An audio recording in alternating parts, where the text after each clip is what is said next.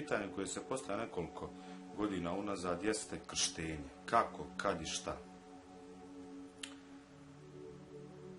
Ja neću objašnjavati konkretno kako se radi krštenje, to možete čitati u Svetom pismu, ali mislim da je jako bitno da se zna kad se radi krštenje.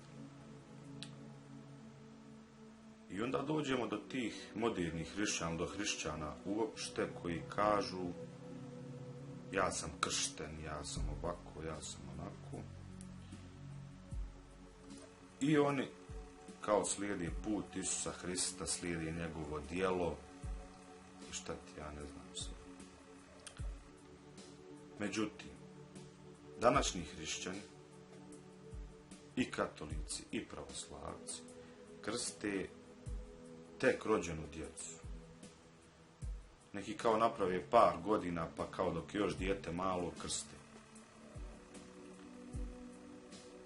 To je jedan od očitih primjera da zapravo hrišćani i pravoslavci i katolici, odnosno ni pravoslavci ni katolici ne slijede Isusov primjer, niti ono što je zapisano u Svetom pismu.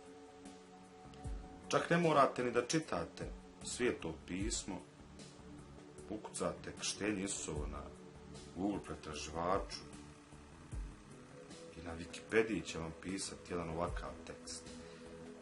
Nakon krštenja u rijeci Jordanu i kušnje u pustinji počinje njegovo javno djelovanje u Galileji, Judeji i Jerusalimu. Povremeno je izlazio u poganske krajeve Tir, Sidon, Dekapol, Cezareva, Filipova. Tada mu je bilo 30 godina i to je vrijeme 15. godine vladanja rimskog cara Tiberija. Ivan Krstitelj je krstio Isusa. Dakle, koliko je bilo godina Isusu Hristu kada ga je Ivan Krstitelj krstio na rijeci Jordanu, kao što piše? 30. Dakle, nije bio malo dijete, nije bio novorođenče.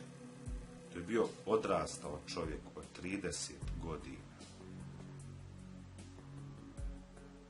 Tada se dešava krštenje. I tada je po Svetom pismu zapisano da treba da se radi krštenje. Ako ta osoba prihvata sve zakone koji su zapisani u Svetom pismu, tada se čovjek treba krstiti, a ne dok je dijete ili jako malo. Neki kažu, tek što se dijete rodi, krsti ga odmah da bi ušao u carstvo nebesko. To vidimo da je u kontradiktornosti sa Svetim pismom.